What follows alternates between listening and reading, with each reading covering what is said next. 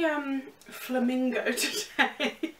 I've got my flamingo in the background, flamingo in my hair, and my shirt has actually got flamingos on it. I don't know if you can tell, but they're made out of flowers. It's a flamingo kind of day, what can I say? Hey guys, welcome to today's video. So I feel like it's been ages since I updated you guys on my health situation. If you don't know, if you're new here, welcome. I have lupus, SLE, which I can never pronounce the SLE, so I'll write it here. But yeah, I have lupus. It's an autoimmune disease. Currently there's no cure. I was diagnosed last year on the 29th of July.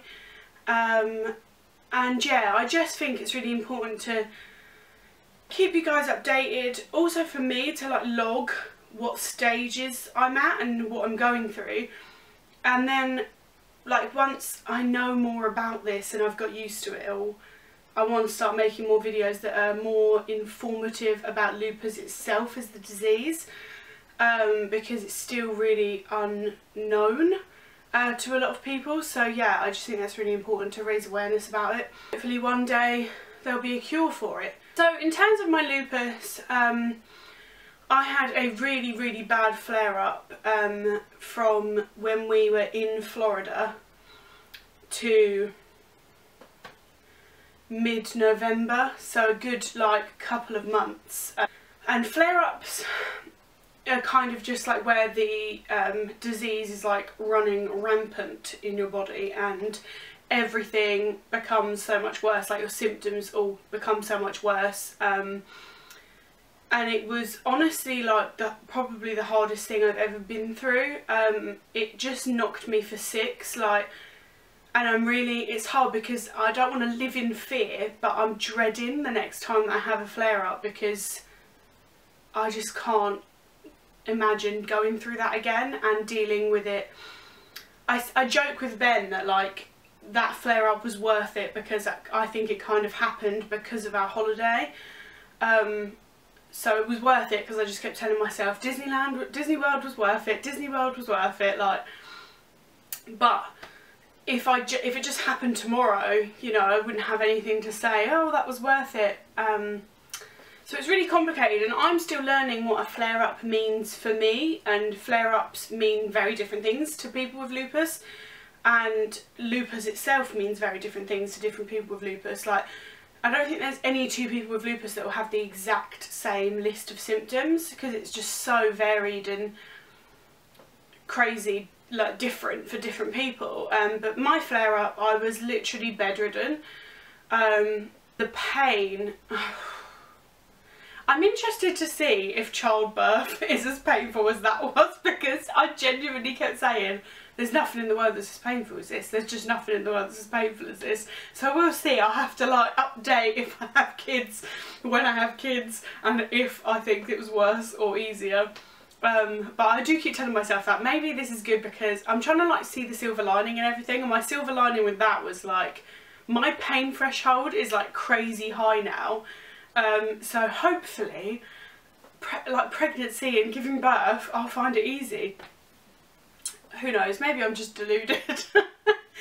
But yeah, it was just awful. I felt like I was dying. So that was awful. And then I saw the rheumatologist for the first time in November, and he was amazing, and I did a video on that and I'll include that here. He put me on my first lot of medication specifically for lupus. I'm on a lot of medication for a lot of different things, but my specific like lupus pills, that was when I started them back in November.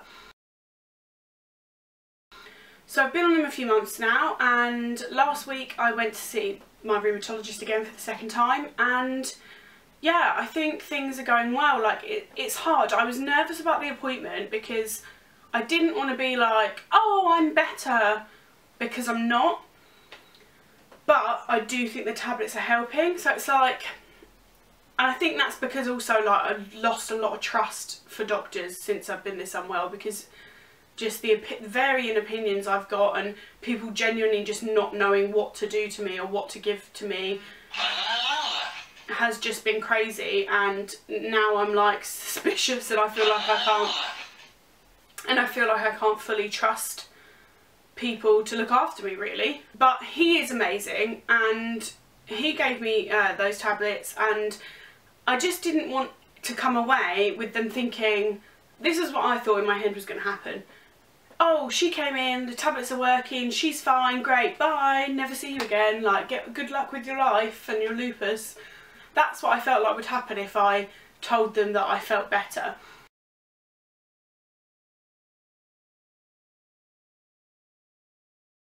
But what I keep saying to everyone is that, like, although I feel better than I was, because I was literally bedridden, unable to move, being sick, couldn't eat, nothing, literally couldn't walk. I'm obviously better than that, but I'm still nowhere near well. Like, I still feel unwell every single day, I still have pain every single day, I still feel sick, although the vomiting stopped, I still get migraines. So like, a lot of the stuff, it's just complicated. And basically I was under the impression from our last appointment that this time he was going to layer another drug on top of all the tablets I'm already on, which was kind of like an immune suppressant. And so I was hanging on to it going, I'm going to feel even better than this, and like, this is the best I've felt in like literally like 6 months, maybe even maybe even longer. The idea that I could feel better than this and like maybe get back to somehow feeling normal was like, oh, amazing, I couldn't wait to get in there. But that sadly wasn't the case, so I have to have bloods 2 weeks before I see him so that he can have the results and see what's changed. And because lupus is a lot to do with your blood, so I have double-stranded DNA, and I have anti-nuclear antibodies in my blood that are attacking my organs, whereas normally they'd be attacking a virus. So my body is like just stupid basically and is attacking itself as if there's something wrong with me, but it's making me worse. Does that make sense? It's so complicated. So I went for my bloods, and basically when I went in I was like, yes, I'm going to get this drug, I'm going to feel even better. And that wasn't the case. He said that there was only one drug he could give me for long term that wouldn't affect my chances of having kids and or affect the baby if I were to like get pregnant now. So the last time we went in, me and my boyfriend was there with me, and we explained to him that like we want to have kids in sort of like the next 5 years, and that, you know, we're buying a house and we've been together 12 years, and if it were to happen accidentally, it would happen and we'd be excited and ecstatic. But what tablets would affect the baby, because sometimes you don't know for the first couple of months that you're pregnant, and I wouldn't want to put my baby at risk. So we discussed that with him, and this time he said, look, because of everything you said last time, there was only this one drug that I could give you that wouldn't affect baby or your chances of having kids in the future. But unfortunately, I can't give you that because your bloods 2 weeks ago have come back with no enzymes in them. Now, I'm like the world's worst at science. Like, anything science here, I just don't, my brain just shuts down. So I don't really understand what that means. But he basically just explained, you have to have these enzymes in your blood to be able to take this drug. Your body will not be able to take it basically, and it could make you really, really unwell if I give you it now with your blood the way it is. So I was like, oh. So basically for now I can't have any extra drugs. I'm on everything that I can be on, which is frustrating because I guess I'd got my hopes up more than I even realised about feeling better than I do now. Especially since we're moving and everything, I was like, oh, you know, I'll have even more energy and I'll feel great and we can decorate. And now I'm like worried because like most days still I can't do much. I'm still really unwell and in lots of pain, so I was disappointed, but I understand that like there's nothing they can do. There was mention of chemo drugs, but that's not really suitable either for me at the moment, and it just was a lot of information to take in. I feel really overwhelmed when I go, because it's all still so new to me as well. So like, I want to get as much out of it as I possibly can, but I still don't know really like what questions to ask, and I always write a list on my phone of stuff I want to talk about with him, but it's just overwhelming. There's just a lot to get through. So basically, like, I went through it with him and he said, at this point, I haven't had a rash since I've been on the tablets, so double thumbs up for that. That is amazing. I haven't had as much swelling in my legs. I still get really bad swelling in my hands and feet, but in my legs, not been as bad, so that's great. The pain, where I had like 3 months of being in like a 10 out of 10 pain level every day, now I'd say like half of my week is in that pain level and the other half is slightly less. That's a good thing. But I did have to explain to him that my hair loss has got worse, a lot worse. Like, when I first started losing it, obviously it's shocking, but I'm lucky in that I have a lot of hair. I have really thick, like bushy, wavy, wild hair, so I have a lot of hair, so it's going to take a lot if it loses like this, if it sheds the way it is at the moment, for me to like be bald or have like a massive bald patch. I do have a little one, but I've hidden it and I'm not going to show you. But yeah, I started losing it back then when I was in that flare up, and it was really shocking, but now it's like crazy. It comes out in like, it's like that video of that girl that like curls her hair and you know the whole like lock of hair comes off. That's what happens to me in the shower. Like, I run my hands over my hair, and when I go like that with the ends, like a whole, like a lot of hair comes out, like a whole lock. Which has been crazy. So yeah, it's been weird. Like, some things are worse and some things are a lot better and some things haven't really changed.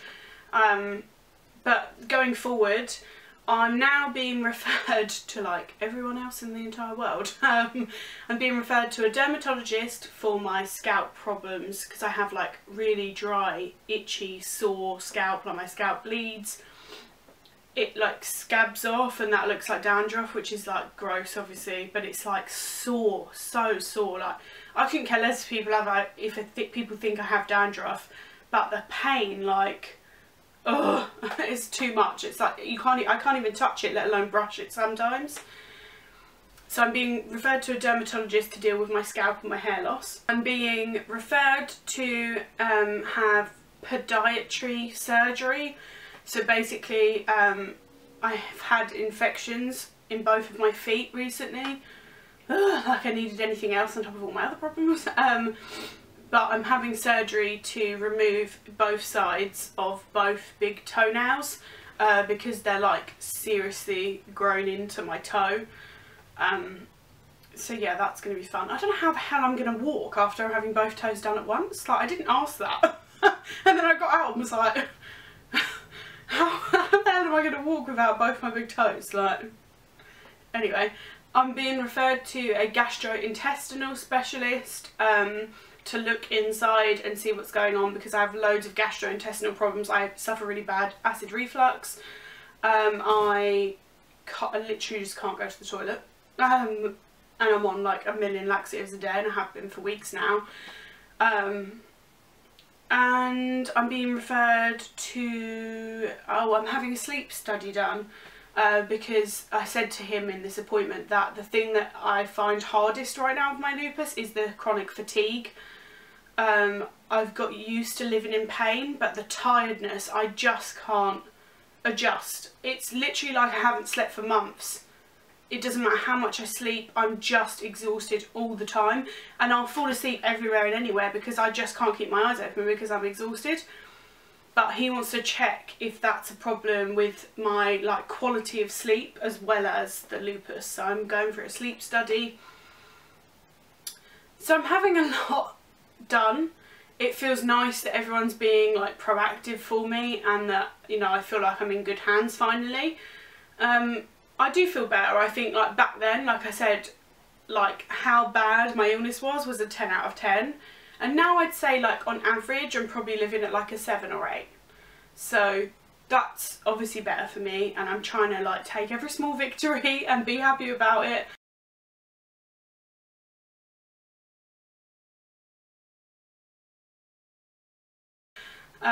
So yeah, I just wanted to update you guys and share my experiences. If you haven't been diagnosed yet but your doctors think it might be lupus, it's so frustrating and I understand. Feel free to message me or comment on this video, and I'll help in any way I can, but I've been there, trust me, I know it's so hard. I think one of the biggest part of it that is hard is the unknown. So like for me, once I got diagnosed, although it was sad, obviously it was like, oh my god, I've actually got this horrible disease there's no cure for, it was also like, finally I know what's wrong and now it can be treated. So yeah, just please don't hesitate to reach out to me if you're in a similar situation and you want advice or support. I'm happy to help. So yeah, if you enjoyed this video, which sounds weird, but give it a thumbs up to show me all your love and support. I get a crazy amount of love and support on my lupus videos, and it really does help. You have no idea how many times I've looked back over all the comments and messages I get on my lupus videos when I'm in a really bad place with it. It just helps to know that people care and people are thinking of you. So yeah, and subscribe to my channel. I make videos every single week on a Tuesday and on a Friday. 2 new videos a week. I hope you have a wonderful week and I will see you again soon. Bye.